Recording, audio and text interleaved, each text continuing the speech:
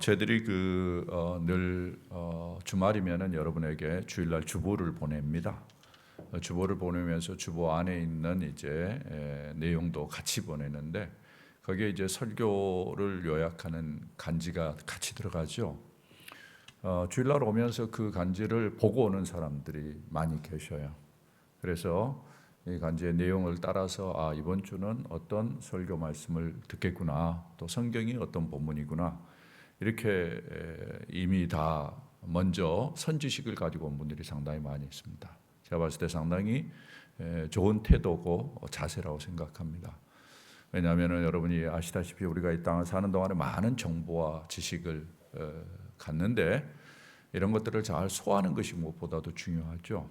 그리고 특별히 교회에서 여러분들이 매주일날 듣는 말씀들은 어떤 면에서는 여러분들에게 상당히 거리가 있게 느껴질지 모르겠지만은 사회적인 표현으로 한다면은 하나님의 말씀이기도 하지만은 인문학적인 측면에서는 여러분의 생각을 상당히 실력 있게 만드는 그러한 내용들입니다. 그렇기 때문에 여러분들이 사실은 주일날 매주일 여러분이 나이가 먹어도 꾸준히 교회 안에서 이런 정보를 듣고 이런 소식을 듣고 이런 말씀을 듣는 것은 여러분의 삶을 상당히 부욕해 하는 것들입니다. 여러분들이 사회에서 어떤 정보를 듣는지 모르겠습니다만은 또 어떤 책을 통해서 어떤 지식을 얻는지 모르겠습니다만은 그것과 비교해 봤을 때 그 어떤 것보다도 가치가 있고 소중한 것이라고 생각이 되어져요. 그래서 여러분들이 이왕에 주일날 와서 하나님의 말씀을 들을 바에는 이 말씀을 좀 더 잘 소화해서 진짜 여러분의 양식이 되어져서 이 말씀이 여러분을 참 부욕해 하고 이 말씀이 여러분을 능력 있게 만들었으면 참 좋겠다라는 것이 저희 목사의 생각입니다. 제가 보니까 많은 분들이 그런 면에서 노력을 많이 하는데 그렇지 못하는 분들도 또 혹시라도 있을까 봐 제가 염려해서 이야기를 드리는 겁니다. 저 개인적인 경험도 그렇고 또 제가 많은 분들을 보아봤을 때 진짜 이 하나님의 말씀을 잘 들으면 지혜로운 사람이 됩니다. 그리고 능력 있는 사람이 돼요. 여러분이 꼭 기억하시고 잘 활용했으면 좋겠습니다. 오늘 여러분이 제목을 보면서 뭘 느끼셨습니까? 자유와 이 의무, 자유도 누리고 의무도 다하고라는 그런 제목을 보면서 여러분들이 좀 흥미롭다, 이전의 제목과는 좀 다르다, 이런 생각들을 여러분들이 좀 하셨으리라고 생각합니다. 제가 오늘 여러분과 함께 이야기할 내용은 사실은 좀 우리가 이야기하기 좀 껄끄러운 그러한 이야기이기도 합니다. 여러분들이 인생을 살면서 사람들하고 이야기할 때 불편하게 여겨지는 주제가 있습니다. 대화를 할 때 대부분 사람들이 편하지 않아요. 뭔가 말을 하긴 해야 되는데 서로의 눈치를 봐야 되는 그러한 대화의 주제가 있습니다. 어떤 것인 것 같아요? 제가 볼 때는 많은 부분이 사회 정치적인 그러한 주제가 아닌가라는 생각이 듭니다. 특별히 정치적인 이야기들을 하면은 사람들이 아주 불편해합니다. 안 들으려고 그렇게 이야기도 하고 뭔가 나도 말하고 싶은데 서로 말하면 싸울 것 같고 그러죠.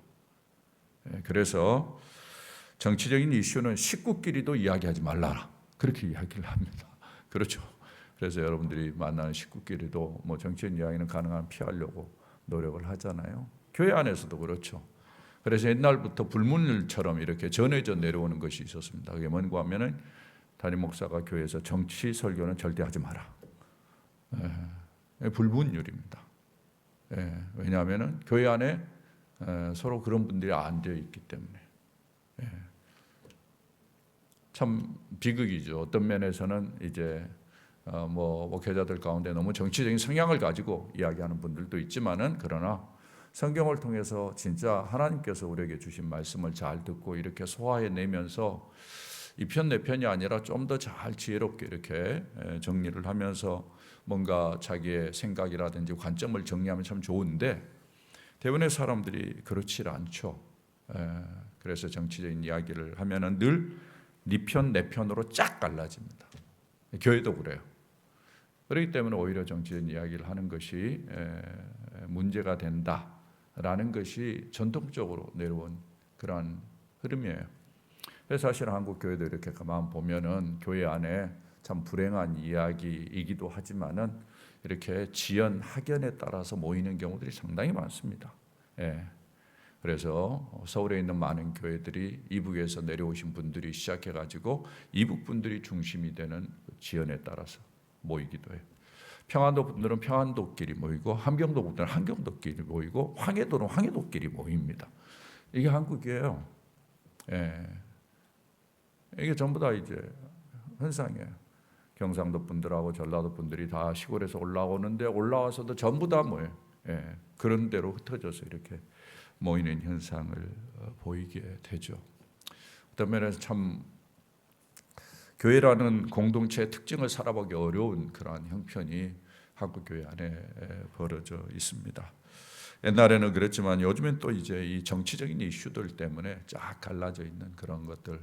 그래서 사실은 하나님의 말씀을 중심으로 해서 듣고 좀 생각도 고치고 좀 생각의 폭도 넓히고 이러면 참 좋은데 그러지 못하고 딱 갇혀져 있어요. 그래서 그걸 가지고 싸우게 돼요. 왜 그러는가 하면은 제가 보니까 사회 정치적인 이슈에는 이제 네 편 내 편 하게 되는데 네 편 내 편을 가르게 되는 중요한 이제 뭔가가 안에 그 요소가 있어요.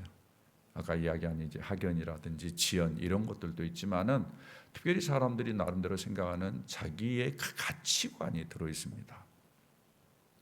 가령 예를 들어서 여러분들이 이제 가난이라는 문제를 다룰 때 이런 문제를 어떻게 다루느냐에 따라서 보수와 진보가 약간 갈라져 있는 듯한 느낌을 갖습니다. 그러니까 거기에 이제 가치관이 배어 있는 거죠. 일반적으로 가난한 사람들을 보면서 보수적인 층이 있는 사람들은 좀 더 노력하고 열심히 해서 자기 자리를 잡아가면 될 터인데 그러면서 이제 개인에게 모든 책임을 돌리는 거죠. 진보 쪽에 있는 사람은 아니다. 사람이 가난하게 된 건 처음부터 가난한 사람이 어디 있느냐. 사회 구조가 좀 그렇다. 사회 구조를 바꿔야 된다. 이러면서 이제 그걸 강조하게 되는 거죠.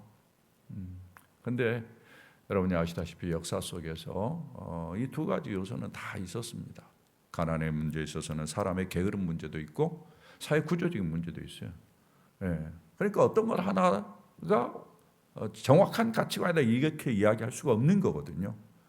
그렇다면 그 내용을 가지고 보수와 진보가 좀 나누어졌으면 적절한 선에서 좀 이렇게 이해의 폭을 넓혀가고 아하 우리가 참 애를 쓰지만 그래도 참 구조적으로 가난할 수밖에 없었던 그런 사람들이 있구나 이런 것들을 생각하면서 좀 배려할 줄 마음도 있고 그러면서도 동시에 자꾸 이런 식으로 가면은 사람이 게을러지고 나태해지고 자꾸만 남의 도움을 받으려고 하는 그러한 현상들이 사람의 죄성 가운데 있기 때문에 이게 문제가 되겠구나. 사회적으로는 국가적으로는 더 노한 방향으로 발전하지 못하겠구나. 이런 이제 생각들을 하면서 좀 이 적정선에서 타협을 해 나가는 이런 이제 노력들이 보이는데 이제 이런 것 가지고 사람들이 싸우는 거죠. 특별히 정치인들이 이걸 이용하죠. 이걸 가지고 이제 선명성 경쟁을 합니다.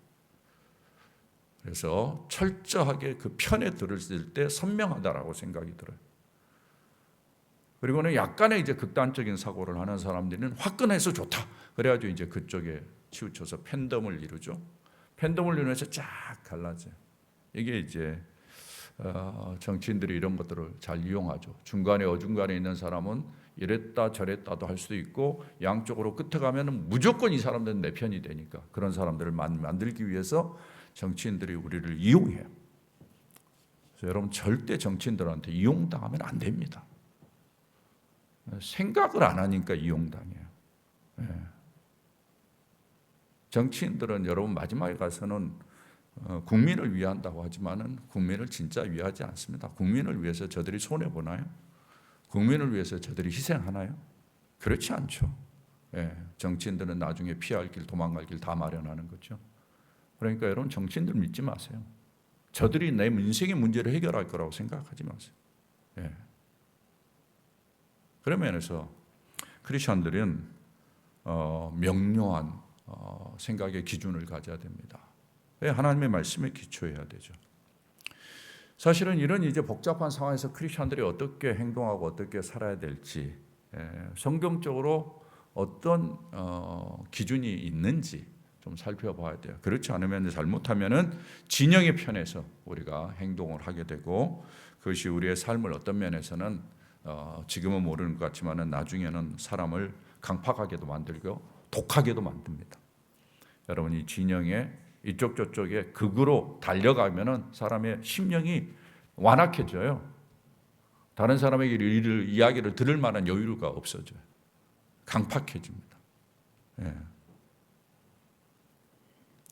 그런 측면에서 오늘 성경은 우리에게 상당히 중요한 지혜를 줍니다. 예수님의 행적을 보면 예수님은 정치적인 이슈에 대해서 그렇게 자주 말씀하시진 않았습니다.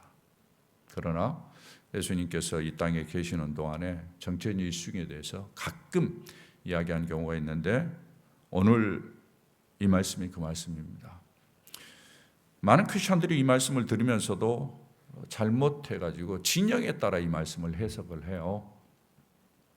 그래서 순수한 마음으로 예수님이 어떻게 말씀하시는지를 들으려고 하기보다는 목사님이 내 편에서 이야기하나 다른 편에서 이야기하나 이렇게 들어요. 이게 참 불행한 이야기죠. 네. 예수님이 말씀하시는 것을 잘 이해하고 예수님 말씀하시는 그 본질을 우리가 살피면서 내 생각의 폭을 넓히셔야 돼요. 여러분의 인생을 살면서 나이가 들어가면서 생각의 폭을 사실은 나이가 들어가면서 제일 문제 중에 하나는 접하는 정보가 제한되어 있기 때문에 과거에 가지고 있는 사고에 고정돼 가지고 나이가 들어갈수록 고집이 세진다고 그러잖아요. 다른 정보를 듣지 않으니까 다른 정보에 대해서 새롭게 이해하려고 하지 않으니까 고집만 세져. 이게 문제라고 그러잖아요. 그것을 유일하게 체킹하고 점검하면서 확장시킬 수 있는 게 뭐예요? 하나님의 말씀이에요. 왜? 하나님의 말씀은 폐허하니까. 이쪽 저쪽 치우쳐 있지 않기 때문에. 하나님의 관점에서 이야기해요. 세상에 있는 정보들은요, 거의 다 이렇게 치우쳐 있는 경우들이 상당히 많습니다. 오늘 본문의 내용은 이렇게 시작합니다. 예수님께서 고난을 당하고 죽어서 제3일에 다시 살아날 것을 이야기하는 것으로 시작해요. 22절 하반절을 보십시오. 인자가 장차 사람들의 손에 넘겨져 죽임을 당하고 제3일에 살아나리라 하시니라고 이야기를 해요. 여러분 이 말씀 어디서 들어본 것 같지 않습니까? 예. 여러분 들어보셨죠? 예. 왜냐하면은 바로 예수님께서 그 앞부분에서 이야기했어요. 여러분이 마태복음 16장 21절을 보세요. 바로 앞부분에 있습니다. 21절에 보면은 예수님께서 예루살렘에 올라가 장로들과 대제사장들, 서기관들에게 이야기하는 거예요. 뭐라고 이야기합니까? 다 같이 한번 읽어볼까요? 시작. 많은 고난을 받고 죽임을 당하고 제3일에 살아나야 할 것을 제자들에게 비로소 나타내시니. 여기에서도 이야기를 했어요. 여기에서 한 번 더 이야기하는 거예요. 두 번째 이야기하는 거예요. 예수님께서 지금 마태복음 16장 이후로 계속해서 틈만 나면은 자기가 고난을 당하고 죽임을 당하고 마지막에 다시 살아날 것을 이야기를 해주는 것이에요. 예수님께서 이 이야기를 하신죠. 앞에서도 이야기를 제가 했습니다만은 예수님이 이야기를 하는 이유는 내가 고난을 받고 죽일 것이다. 내가 이 땅에 없어. 없는 동안에 너희들이 어떻게 살아야 될 것인가. 너희들은 이렇게 해라. 이 말을 하고 싶은 거예요. 예수님께서는. 여러분이 지금까지 예수님께서 당부하신 내용은 뭐 그렇게 복잡한 것이 아닙니다. 단순하죠. 그러나 상당히 본질적인 거죠. 나를 따라오려거든 자기를 부인하고 나를 쫓아라. 내가 없어도 계속해서 자기를 부인하고 나를 쫓아라. 내가 없어도 변화산의 영광을 보여주면서 이 영광이 너희들에게 있다. 두려워하지 말아라. 내 말만 듣고 나에게 집중해라. 주님께서 이야기하는 것이죠. 세상에 있는 동안 나 없어도 믿음으로 행하고 그 믿음이 기도로 활성화되도록 하기 위해서 최선을 다하고 있는 곳에서 변화를 시도해라. 도전해라. 이렇게 주님께서 지금까지 이야기를 해주셨어요. 그렇게 말씀하시는 예수님이 다시 이야기하는 거예요. 내가 고난을 받고 죽임을 당할 것이다. 그리고는 다시 살아난다. 너희들이 이 땅에 이제 남아있는데 이 남아있는 이 과정 속에서 필요한 이야기를 지금 하는 거거든요. 그렇게 하고는 24절로 넘어가 보시면은 예수님께서 장소를 가버나움에 이르렀다 이렇게 이야기를 하고 있습니다. 가버나움. 이 가버나움은 주로 이제 예수님이 활동하는 곳이고 그 다음에 베드로의 집이 있었던 그런 곳입니다. 우리가 앞서 베드로의 신앙 고백이 있었던 가이사라 빌립보 지방을 다 아시라고 생각하는데 북쪽으로 상당히 떨어져 있는 그러한 그곳에서 이제 점점 밑으로 내려오신 거죠. 그래가지고 다시 갈릴리 어간의 이 가버나움으로 들어오신 것입니다. 거기서 중요한 하나의 이슈를 이제 접하게 돼요. 바로 성전세라는 것입니다. 당시에 사람들에게 성전세를 받는 사람들이 있어요. 여기에 보면은 24절에 가버나움에 이르니 반세계를 받는 자들이 이렇게 표현하고 있어요. 반세계를 받는 자들이 있었다. 세금을 받는 자들이 있었다라는 거죠. 네. 그러면서 베드로에게 나와 이르되 너의 선생은 반세계를 내지 아니하느냐. 그러니까 베드로와 너희 선생 예수도 반세계를 내라 이런 이야기를 하죠. 이 세금에 대한 이해를 하려면 여러분이 구약의 좀 배경을 이해할 필요가 있습니다. 구약 성경에 느헤미야서를 보면은 느헤미야가 바벨론 포로 이후에 예루살렘의 상황을 듣고 마음의 부담을 느껴서 예루살렘으로 돌아와 가지고 예루살렘 성을 재건하고 성전을 재건하는 그 과정을 이야기하는 성경입니다. 제가 여러분에게 느헤미야서를 설교한 적이 많이 있었는데 이 느헤미야서를 보면은 이게 단순히 역사적인 사건이지만 행정, 리더십, 매니지먼트 이런 쪽에서의 상당한 아이디어를 주는 그래서 아주 중요한 책입니다. 그래서 여러분이 아시다시피 이것은 세상의 이 CEO들 그리고 미국의 수많은 이 경영자들 이런 사람들이 이 느헤미야의 리더십을 참고합니다. 성경의 원리가 다 있어요. 어떻게 하면은 이 바벨론 포로로 가 있었던 사람들을 움직여 가지고 또 좌절과 낙심으로 머물러 있었던 예루살렘에 있는 사람들을 움직여서 그들과 함께 성전을 재건하는지 예루살렘 성을 복구하는지 이게 다 돼 있는데 그때 이제 이런 말씀이 있습니다. 느헤미야서 10장 32절을 보면은 여러분 한번 보시길 바랍니다. 다 같이 한번 읽어볼까요? 시작. 우리가 또 스스로 규례를 정하기를 해마다 각기 세겔의 3분의 1을 수납하여 하나님의 전을 위하여 쓰게 하되. 자, 여기에 이제 성전을 새로 지으면서 백성들에게 각기 3분의 1 세겔, 3분의 1 세겔을 정해가지고 하나님의 전을 위해서만 쓴다. 성전을 위해서만 쓴다. 그 다음에 보면 이렇게 이야기합니다. 성전 일에 진설병도 드려야 되고 소제도 드리고 항상 드리는 번제와 안식일과 초하루와 정한 절기에 쓸 것 성물과 이스라엘 위하여 속죄제와 우리 하나님의 전에 모든 일을 위하여 써야 된다. 그러니까 여러분 아시다시피 교회 안에도 교회가 이렇게 움직이기 위해서는 비용이 필요하지 않습니까? 예루살렘 성전도 그랬다라는 거죠. 그래서 그 안이 되기 위해서는 뭐예요? 비용이 필요한 거예요. 그래서 사람들에게 이렇게 3분의 1 세겔을 내도록 만들었어요. 이게 이제 전통이 된 겁니다. 그래서 약간의 변형이 있지만은 이제 이런 전통을 따라서 유대인의 모든 남자들이 이 성전세를 내도록 했어요. 로마의 통치 아래서는 약간의 변형도 있었어요. 로마 사람들은 외국의 성전들을 위해서 백성들에게 기금을 못 걷게 만들었어요. 일반적으로는 걷지 마라고 그랬어요. 근데 이 유대인들에게는 예외였습니다. 유대인들에게는. 그래서 유대인들이 이 성전에 세금을 거두는 거죠. 여기에 언급된 반세계를 받는 자들, 이 사람은 어떤 사람들이냐? 가버나움의 주민들에게 세금을 걷어내는, 성경에 보면은 여러분 세리와 마태, 세리와 죄인들이라는 표현을 하는데 그 세리들이에요. 이 사람들이 이 세금을 받아서 예루살렘으로 보내는 거죠. 이 사람들이 베드로에게 이야기를 하는 거예요. 너희 선생은 왜 반세계를 내지 아니하느냐? 그러니까 베드로 하는 이야기 낸다. 그리고는 집에 들어갔는데 예수님이 먼저 이야기를 꺼내시는 거예요. 시몬아, 25절에 보면은 네 생각은 어떠냐? 세상 임금들이 누구에게 관세와 국세를 받느냐? 자기 아들들에게냐 타인에게냐? 예. 베드로가 이야기합니다. 타인에게입니다. 그러자 예수님이 이야기해요. 그렇다면은 아들들은 세를 면하리라. 야, 아들들은 세를 안 내도 되는 거 아닌가? 이렇게 이야기를 했어요. 잘 생각해 보세요. 예수님께서 어떤 의미로 이런 이야기를 했는지. 이 말은 우리가 야 성전에 하나님의 자녀들인데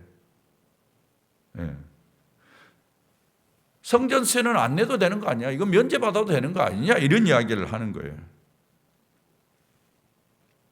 그러니까 예수님의 제자들, 하나님을 믿는 사람도 이 부분에서 자유로울 수 있지 않느냐? 어떤 의무가 있는 것 아니다. 안 내도 되는 거다. 아버지가 주인인데 세금을 낼 이유가 없다. 이것은 아마 이제 당시에 로마 사람들이 유일하게 세금을 안 내는 게 있었어요. 그게 뭔가 하면 인두세. 사람의 머리에 따라서 세금을 내도록 했는데 로마 사람들은 안 냈어요. 그 세금을. 그러니까 로마의 특별한 시민권을 가졌기 때문에 그 세금을 안 내도록 그렇게 했는데 여기에 이제 그런 개념과 비슷한 거죠. 그러니까 하나님의 자녀들인데 자녀들이 뭐 세금을 낼 필요가 있느냐 이렇게 이제 이야기를 하는 것이죠. 세금을 내지 않아도 자유로운 그러한 존재들이 하나님의 자녀들이다. 크리스천들이 이 땅에 하나님을 섬기면서 하나님이 이 땅을 다스리기 때문에 이 세상에 어떤 세상의 권력들, 세력들이 불편한 굴레를 그들에게 씌울 수 없다. 너희들은 자유하다. 이 이야기를 하는 거예요. 그런데 예수님께서 이 말을 하나를 더 추가합니다. 27절에 보면 여러분 27절을 한번 다시 읽어보겠습니다. 뭐라고 이야기합니까? 그러나 우리가 그들이 실족하지 않게 하기 위하여. 자 보세요. 누가 실족하게 하지 않기 위하여? 그들이. 이 그들은 누굽니까? 세금을 받는 사람들이나 그러나 또 옆에 있는 여러 사람들, 그런 사람들이 실족하지 않게 하기 위하여, 그들이 이런 일로 인해서 상처를 받는다든지 어려움을 겪지 않도록 하기 위해서 세금을 내야 되겠다. 해야지 오늘 바다에 가서 낚시를 해가지고 네 것과 내 것을 내라. 이렇게 예수님께서 말씀하신 것이 오늘 내용입니다. 이 말씀 속에 상당히 중요한 이제 메시지가 담겨 있어요. 예수님께서 이 말씀을 통해서 드러내고자 하는 것이 무엇인가? 여러분이 잘 보시길 바랍니다. 여러분 주보의 간지의 3번 문제죠. 3번 문제가 4가지로 제가 정리를 했는데 한번 보시길 바랍니다. 다 같이 한번 첫 번째를 읽어보도록 하겠습니다. 같이 읽습니다. 고난과 죽음 그리고 부활은 확실하다. 예수님께서 이야기를 하면서 계속 반복하는 것이 뭔가 하면 고난과 죽음 그리고 부활이라는 것입니다. 내가 이 땅에 지금 남아있지만 나에게는 고난이 다가올 거고 죽음이 다가올 것이다. 그러나 그거 지나고 난 다음에는 부활하는 일들이 확실하게 일어날 것입니다. 사실 당시에 예수님께서 이런 고난을 당하고 이런 죽임을 당할 것이라고 생각하는 사람은 아무도 없었습니다. 그러나 주님은 그 길을 갈 거라고 이야기를 해요. 왜? 그 길이 바로 구원의 길이니까. 그 길이 너네들을 살리는 길이니까, 죄인들을 구원하는 길이니까 내가 피할 수가 없다. 내가 이 길을 간다. 이 이야기를 하고 있는 거예요. 주님께서 자기의 고난과 죽음을 결코 참으로 피하려고 하지 아니하고 제자들에게 이야기하는 것입니다. 저는 이 말씀이 오늘 우리들에게도 상당히 중요한 의미로 주님이 주시는 말씀이라고 생각합니다. 이 땅을 사는 동안에 나를 따른 너희들도 고난과 죽음 그리고 부활의 경험을 하면서 인생을 살 것이다. 이걸 잊어버리지 말라라는 거죠. 약간의 하우링이 됩니다. 좀 줄여주시면 좋겠습니다. 우리는 예수님의 제자들입니다. 예수 그리스도의 제자들이기 때문에 예수 그리스도의 제자들로서의 우리가 가야 될 길이 있는 거죠. 그 길을 가는데 그 길은 바로 예수가 갔던 길이에요. 고난과 죽음의 길이라는 것. 그러나 분명한 것은 거기에 부활이 있다라는 것입니다. 다시 살아나는 것이에요. 영원히 사는 것이에요. 우리가 인생을 살면서 예수 믿는 사람들은 이 과정을 거친다라는 사실을 인정하고 그걸 받아들일 필요가 있습니다. 우리가 이 땅에 사는 동안에 잠시 고난을 받을 겁니다. 죽음도 있을 것입니다. 그러나 분명한 사실은 그런 일로 인해서 낙담하거나 좌절하지 않아야 된다는 것입니다. 왜냐하면 우리가 다시 살아나고 예수님처럼 다시 부활할 것이기 때문입니다. 할렐루야. 여러분, 그런 믿음을 갖고 살라는 거예요. 주님께서 이 이야기를 하는 것은 내가 이 길을 간다. 너네도 나의 제자면 이 길을 따라올 거야. 그러나 낙담하지 마. 너에게는 영광이 있어. 사랑하는 여러분, 우리가 이 땅을 사는 동안에 예수 믿는 것 때문에, 예수님 따르기 때문에 약간의 고난이 있을 거예요. 피할 수 없어요. 다 없었으면 좋겠습니다. 다 안락했으면 좋겠죠. 그러나 그것이 필요해요. 왜? 이유가 있어요. 그 고난이 있어야만이 우리가 예수님처럼 다듬어져요. 고난이 없으면 사람이 만들어지지 않아요. 맞습니까? 사람이 만들어지지 않아요. 고난이 없으면. 고난이 있어야 사람이 돼요. 제가 보니까. 그래서 주님께서 우리에게 그 길을 걷도록 하신 것입니다. 여러분, 어떤 일이 있어도 절대 낙담이나 좌절하지 말고 우리에게 부활이 있고 영광이 있음을 바라보면서 끝까지 이 길을 갈 수 있기를 주의 이름으로 부탁을 드립니다. 두 번째입니다. 다 같이 읽어봅니다. 시작. 너희는 하나님의 자녀이다. 너희가 이 땅에 사는 동안 하나님의 자녀라는 것을 잊지 마라. 25절에 보면 이르되 내신다고 집에 들어가니 예수께서 먼저 이르시되 시몬아, 내 생각은 어떠하냐? 세상의 임금들이 누구에게 관세와 국세를 받냐? 자기 아들들에게냐 타인에게냐? 자, 이건 무슨 이야기예요? 사실은 이 말씀 속에는 암시하는 것이 들어있어요. 이게 뭐예요? 너희는 자녀라는 거예요.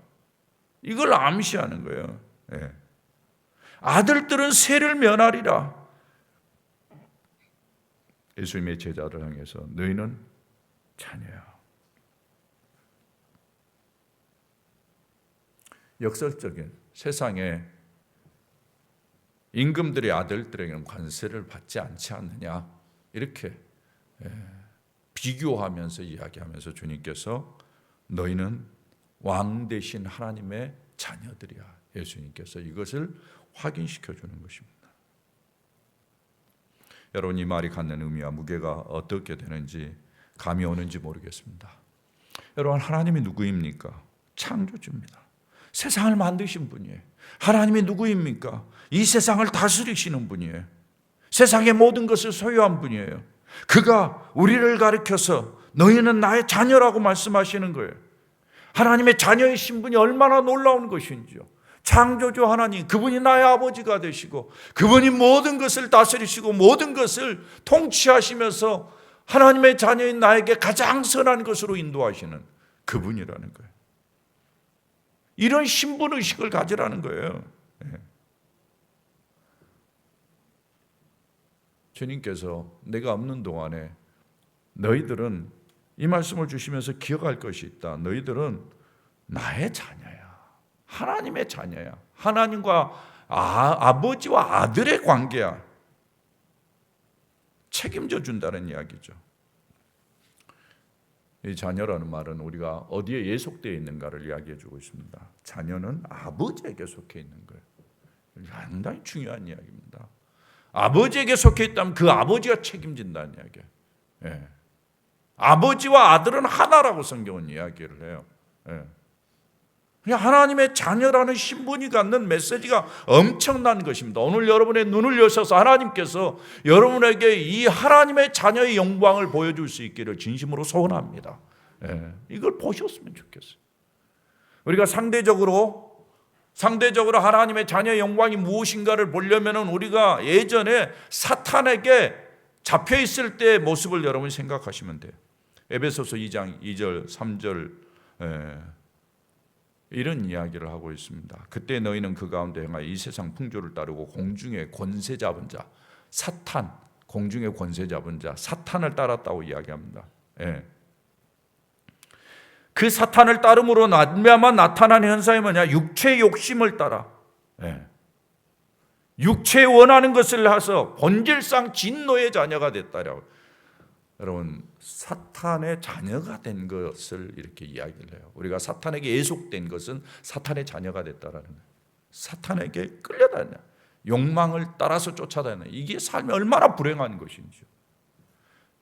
그것과 비교해서 하나님의 자녀가 되었다는 것은 하나님의 애속되었다라는 것입니다. 하나님에게 애속된 자들에게 하나님이 주시는 은혜와 축복이 얼마나 큰지요. 이것을 확인시켜주는, 네가 이 땅에 사는 동안에 너는 하나님의 자녀인 것을 잊어버리지 말라. 이것을 주님께서 제자들에게 이걸 약간의 은유적으로 이렇게 표현해서 말씀을 하시는 거예요. 사랑하는 여러분, 여러분이 이 땅에 사는 동안에 예수님이 지금 안 계셔도, 예수님이 내 눈에 보이지 않아도 내가 하나님의 자녀요, 하나님이 나를 품에 안으시고 나를 안전하게 이끌어 간다라는 사실을 꼭 기억하십시오. 자녀이기 때문에 때에 따라서 자녀를 훈련시키기 위해서 주님이 우리에게 환난도 주시고 고난도 주실 것입니다. 그러나 그 자녀와의 하나님과의 관계는 절대 깨어지지 않습니다. 여러분이 그것을 믿고 믿음으로 살아가기를 주의 이름으로 부탁을 드립니다. 세 번째로 봅니다. 다 같이 한번 읽어봅니다. 시작. 자녀는 세상에서 자유롭게 행할 수 있다라는 것입니다. 26절에 보면은 베드로가 이르되 타인에게이니라. 예수께서 이르시되 그렇다면 아들은 세를 면하리라라고 이야기해요. 이건 뭐예요?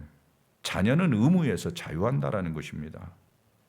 자녀는 그 아버지의 신분에 의해서 자기의 신분이 결정이 돼요. 아버지가 왕이면 아들도 왕인 거죠. 중요한 것은 여기에 그 신분에 걸맞게 대접을 받는다는 것이에요. 왕이 아버지면 자기도 왕과 같은 대접을 받는 것입니다. 여러분, 왕의 다른 점은 뭐예요? 가고 싶은 대로 가고 먹고 싶은 대로 먹고 하고 싶은 대로 하는 것이 왕이에요. 우리가 하나님의 자녀들로서, 창조주 하나님의 자녀들로서 왕 대신 하나님의 자녀들 우리 마음대로 할 수 있다는 거예요. 우리는 세상에 어떤 것도 매이지 않는 거예요. 어떤 굴레도 나를 매일 수 없어요. 우리는 자유롭게 할 수 있어요. 어떤 세상의 권력과 세상의 권세도 우리를 매일 수 없어요. 그래서 크리스천들은 참으로 자유로운 사람들. 그렇다고 해서 이것이 방종을 이야기하는 것은 아니죠. A 없이 산다는 말도 아닙니다. 세상의 권력자들이 만들어 놓은 법에서 자유하다라는 이야기죠. 분명한 것은 어떤 면에서는 세상이 권력자들이 가지고 있는 기준보다도 훨씬 우위에 있는 기준을 가지고 살아가는 거죠. 마태복음 5장에 보면은 여러분이 산상수훈이 나오잖아요. 5, 6, 7장. 그 산상수훈의 주제가 뭔 거예요? 너희는 그렇지 않을지니. 이게 주제예요. 세상은 이렇게 하지만 너희는 그렇지 않을지니. 이게 산상수훈의 주제예요. 그게 뭐예요? 크리스천들은 수준이 다르다라는 거예요. 세상 사람들의 수준과는 다르다라는 거죠. 자유로운데 그 자유가 방종이나 방임이나 쾌락을 위한 것이 아니라 세상 사람들의 수준과는 다른 기준을 가지고 살아간다라는 거예요. 마태복음 5장 21절 이하에 보면은 이렇게 이야기합니다. 살인하지 말라. 누구든지 살인하면 심판을 받게 되리라 하였다는 것을 너희가 들었으나. 세상은 이렇게 할 거예요. 그러나 뭐라고 이야기합니까? 다 같이요. 나는 너희에게 이르노니 형제에게 노하는 자마다 심판을 받게 되고. 이 기준이 더 무서운 것이죠.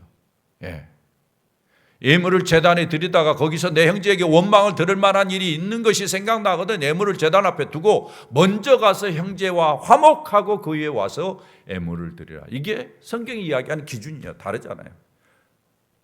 세상은 뭐예요? 심판을. 살인하지 말라. 심판하는 거예요. 그러나 성경은 뭐라고 이야기합니까? 예수 믿는 사람들은 형제에게 노하는 자마다, 살인이 아니라 노하는 것, 그 자체부터가 문제가 된다라고. 그 정도의 수준과 기준에 살아는 거예요. 그렇게 노해가지고 마음에 좀 상처가 있으면 빨리 가서 화해하고 예물을 드리라는 거예요. 그렇게 하지 말라는 이야기죠. 사랑하는 여러분, 자녀는 세상에서 참 자유로운 사람입니다. 그래서 크리스천들은 어떤 것도 매이지 않습니다. 여러분, 세상에 살면서 세상의 권력자들이, 정치하는 사람들이 여러분을 매일 수 없습니다. 여러분 그렇게 믿습니까? 저는 자유한 사람. 끌려다니지 마십시오. 더 높은 수준을 가지고 살아가는 사람들이. 마지막으로 하는 이야기였습니다. 다 같이 한번 읽어봅니다. 시작. 자녀는 자유롭지만 권리를 포기하고 의무를 감당한다라는 것입니다. 여러분 27절 그러나 우리가 그를 실족하지 않게 하기 위하여 곧 세금 걷는 사람들 그리고 그 주변에 있는 사람들이 실족하지 않도록 하기 위해서 세금을 내자. 예수님이 이렇게 제안하는 거예요. 이 땅에서 마음껏 자유할 수 있지만은 세금을 내자. 이게 상당히 중요한 원칙이에요. 주님이 정한 원칙. 실족당할 수 있는 사람들, 주변에 있는 사람들을 생각하면서 나의 행동을 결정하라는 거예요. 예수님이 하신 이야기가 뭐예요? 너희는 모든 책임에 대해서 자유롭다. 세금을 낼 수도 있고 내지 않아도 된다.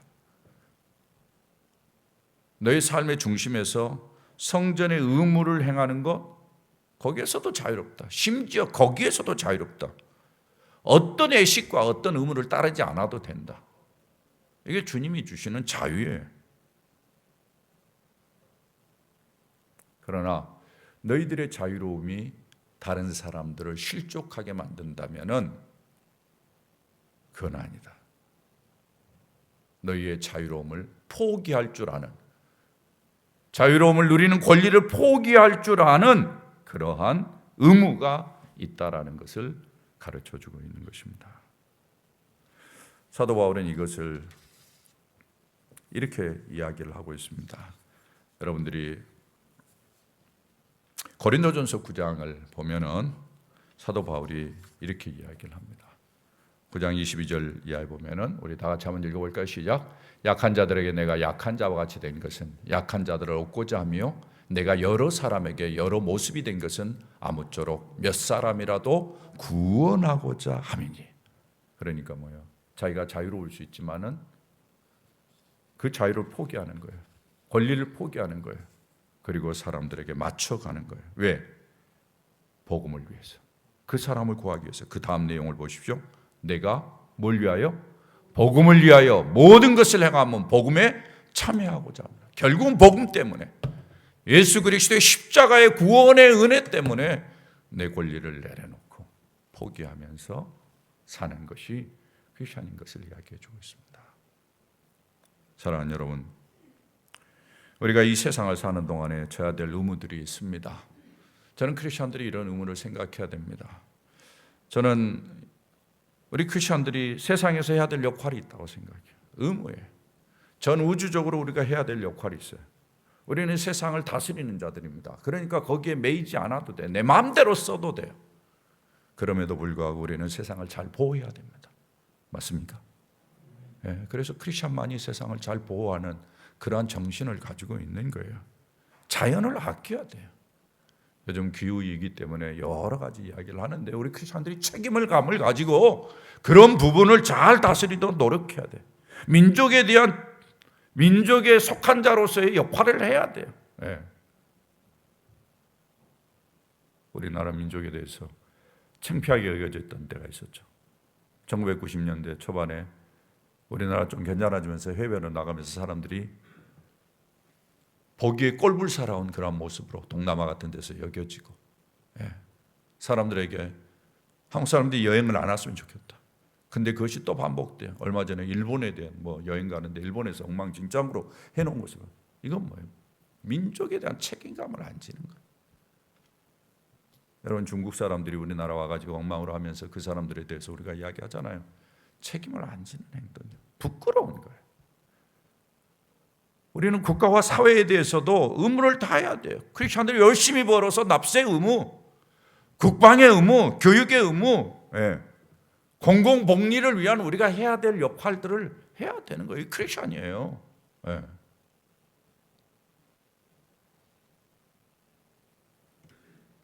정치적인 입장에서도 예수님의 제자답게 우리는 해야 됩니다. 정치에 있어서도 크리스천들은 절대 보수, 그 다음에 진보 이런 쪽으로 가면 안 돼요. 여러분이 그런 가면 안 돼요. 사람들을 좋아하는 사람이 있을 수 있죠. 내가 선호하는 진영이 있을 수 있죠. 그러나 분명히 아십시오. 사람들은 잘못할 수 있습니다. 처음에는 괜찮아도 그 사람은 다 나중에 망가질 수 있습니다. 꼭 아십시오. 죄인이에요. 죄인. 죄인이에요. 무조건 덮어놓고 신뢰해서는 안 됩니다.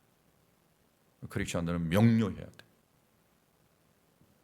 자신도 정신 바짝 차리고 나도 더 발전하고 더 성장하지 못하면 저렇게 될 수 있다라는 사실을 꼭 생각하면서 성경의 평가의 잣대를 갖다 대고 성경 앞에서 내가 어떻게 살 것인가를 늘 생각하면서 살아내야지. 그렇지 않으면 나도 망가지고 우리 주변 내 모든 것도 망가지게 만듭니다.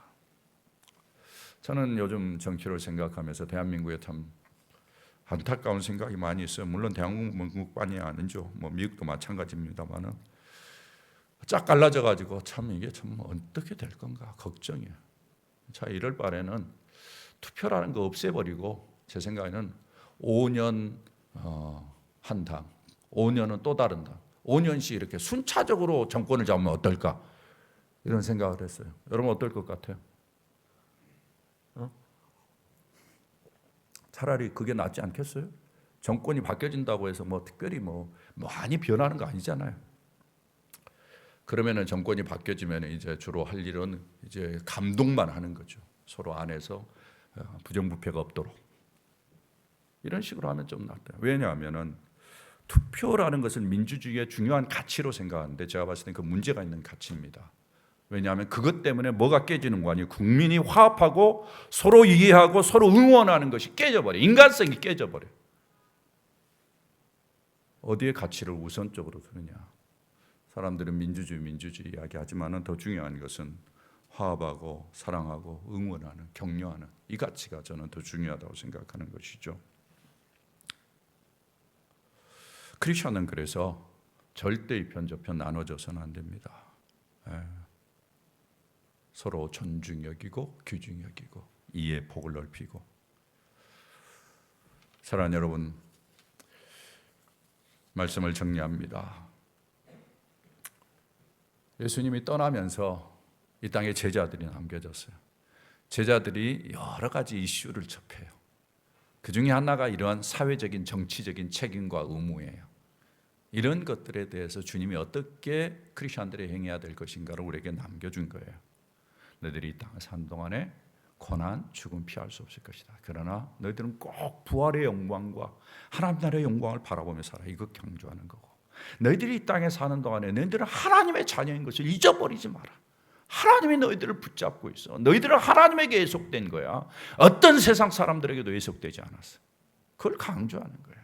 너희들은 자유로워. 매이지 않아. 굴욕적으로 인생 살지 마. 그렇게 이야기를 하는 거예요. 그러나 복음을 위해서 다른 사람들이 예수를 알고 이 복음의 영광에 참여하도록 위해서 그들이 실족당하지 않도록 돕는 의미에서 너희 권리를 과감하게 포기하고 버겁고 힘들지만 그 길을 가면서 너희 의무를 다하라. 이것이 주님께서 우리들에게 부탁하는 것입니다. 여러분, 이런 기준을 따라서 생각하고 행동하고 이 기준에 내가 잘 가고 있는가 늘 맞춰보면서 여러분의 인생을 산다 보면은 우리가 치우치지 않은 인생을 살 수 있을 거고 균형 잡힌 인생으로 그것이 결국은 나에게 복이 되고 나에게 도움이 되고 나의 인생을 훨씬 더 풍성하고 부유하게 만들어 주리라 저는 믿습니다. 그런 은혜가 우리 모두에게 있기를 주의 이름으로 축원합니다.